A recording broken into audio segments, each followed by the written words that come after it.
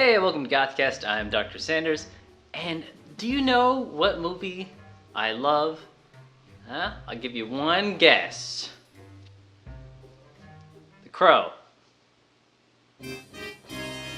Okay, well, one movie I actually really love is Edward Scissorhands, and that is the topic of today's video. I'm not reviewing the movie, although if you want my quick thoughts on it, I think it's a total classic. Edward is a very lovable character, and it goes to show that whenever you focus on developing a character or characters in the story, even if it is quite simple, if you develop the world enough and give it a unique spin, then it can be great. And I think it's one of Tim Burton's best movies, if not my favorite of his. But that's for another day, one where I will gush about that movie. But today, I'm talking about something a little unique, maybe something that a lot of people didn't know existed, and that is the comic book sequel to Edward Scissorhands. Now these are the two volumes of this, so this is the compiled comic book. I think it was 10 issues. It was published from 2014 to 2015, and it tells the story of what happened to Edward Scissorhands after the movie, and what happened to Kim and everybody after the events of the movie happened. I will say right off the bat that I love the art in these comics. Done by Drew Roush. Of course, you may know him from doing the Eldritch comics or My Blacks Don't Match, and I think he's done a few of like the Haunted Mansion Disney comics. Now, because this picks up after the events of the movie, you're probably wondering, is this any good? Does it just ruin it? I think that this actually does it justice. And if they made a movie version of either one of these volumes, because each volume is kind of like it's the story. Volume 1 of this is sort of the contained story or the story arc for that section, and then the second one is that story arc. If they made a movie version, especially I think of the second one, or a lot of elements, or maybe combine the two in some way, that would be amazing. I would love it. But as it stands, this is all we have for a sequel that exists, and I think it's great. They keep the character of Edward as innocent as he is, and sticks to what made him work before. Some people may feel that they focus too much on some of the newer characters, but I think it works really well. And I'm trying not to spoil anything for this, but there's going to be some spoilers and things I really want to talk about. I'll talk about minor spoilers and I'll talk about major spoilers, because I really want to talk about everything in this series of comics. Essentially, the beginning of this, right in the first few pages of book 1, you'll find that Kim, Winona Ryder's character from Edward Scissorhands, has unfortunately passed away. She's dead. And this is years later, and her granddaughter, Megan, or she goes by Megs, not Meg, Megs with a S, wants to find out more about the legend of Edward Scissorhands, because after all the things happen in the movie, he was seen as this murderer, and it's like, you don't go up the castle, that's where the murderer is, that's where he lives. And basically Edward's still not aging, he doesn't age at all, even though this is Kim's granddaughter. Edward still doesn't look a day over 20, and so it has a sort of weird start that you have to get used to that, that this idea of, it's never really stated what year it is. I think it's not supposed to be. The later technology and stuff shows like big TVs and stuff, but there is internet, and it's just hard to place where it is. And I think that's the intention of it, that you're not supposed to know. Because, obviously if we're going by the movie, like it's supposed to be 1990 inside of the movie when it was released, where they have VCRs and technology is that. And this was to be way in the future, for her to have gotten so old that her daughter has a daughter and that she's passed away. So Winona Ryder's character would have to be probably upwards of 80s, Yeah, it's kind of this ambiguous time period, but it works. After they establish it and they establish the characters and stuff, it works. It's kind of in this perpetual 90s-ness with some modern stuff. But basically, once Megs comes to see Edward, she discovers that he has woken up or activated another creation by the inventor from the first movie, one that is like an evil version of Edward, named Eli, and it looks super emo, right, with the swoop hair and everything like that. Yeah, and they have to stop it. And I've heard a lot of people complain that the first volume, Parts Unknown, is very similar to the storyline of the first movie, in that Edward is kind of alone and then meets a girl, kind of works his way into the town, everybody loves him for a little while, things go awry. But the end of this volume, Edward is sort of loved by everybody, and they accept that, like, oh, he's great, he's not what we thought he was, and it's a lot happier.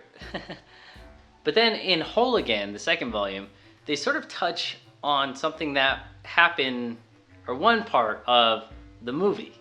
Now they give me some big spoilers in this part, because obviously in the second volume the main story and everything's happened. Basically, I recommend this. I already recommend it, okay? So if you don't want me to spoil anything, just go out and read it. I recommend it, okay? But now on to some spoilers, some what I would say, things that you should read yourself if you really want to get into this. Inside the second volume, Whole Again, they again explore the idea of Edward going on TV, right? So he goes on TV, and things don't go quite as well, And this time it's to actually give him hands, to actually fix what, his scissor hands. Throughout this, it's shown Edward making even more friends. So you have Megs and stuff from the first one, but then you have this goth/emo, they even say it like goth/emo kid. I'm just gonna say he's goth, why not? Kid named Aiden in it. And it's funny because it reminds me of actually John Homicide Maniac in some way, that you see his room, and his room has references to lots of goth stuff. There's a P-Tier Murphy poster, and there's like a thing that says grave, and yeah, he wears like coffins and stuff. So it's really cool character. So basically Edward Scissorhands gets this like goth friend, which is pretty cool. I do like the new characters. I think that the new characters really fit in with Edward. Edward is not a very expressive character, and Megs is very similar to Edward in some ways, in that she is very timid, a little anxious and stuff, not very aggressive. But then you have Aiden, who kind of balances it and is a little more reckless and stuff. This is these great characters, and I think that that's what works about this, and it's what worked about the first movie, is that you have these great characters on this journey. It's not this big grand save the world, save the town, all this sort of stuff. It's these characters inside of these situations that are very small, but work really well in those small stories. It shows their humanity. It shows obstacles that people might deal with anyway, which is image, and is it better to accept yourself for who you are, and are the people who are trying to change you, are they actually seeing what makes you you? It's really nice. I really enjoy it. I think it works super well. I just really recommend it. And I like all the subtle references to the movie, and then there's like the water bed that he pokes in the first one, and then he pushes on the bed inside of this one. By the way, does Edward sleep? I don't know. But there's a point where he's actually watching TV, like he gets television, and Megs comes back, and his eyes are all like bloodshot and stuff from just sitting and watching TV. He's like obsessed with it. There are a lot of really funny moments in this, and I like those. I think all the elements of the film were captured really well in this. Even if some of them may have been repeated, I still think that all the new stuff works super awesome, and I like all the new characters, and I can see their motivations. And in fact, especially in Whole Again, which I think the better of the two, Whole Again I think is better. It explores Edward and Kim's relationship and what elements of it were, and the reality of a relationship like that, and what can happen.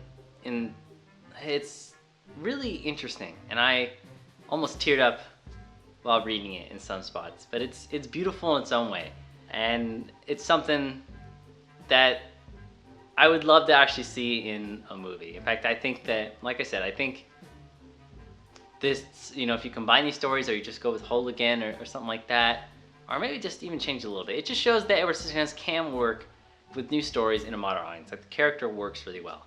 And, for everybody it may not, but I'm a huge fan of Edward Scissorhands, and I think a lot of people in the goth community are.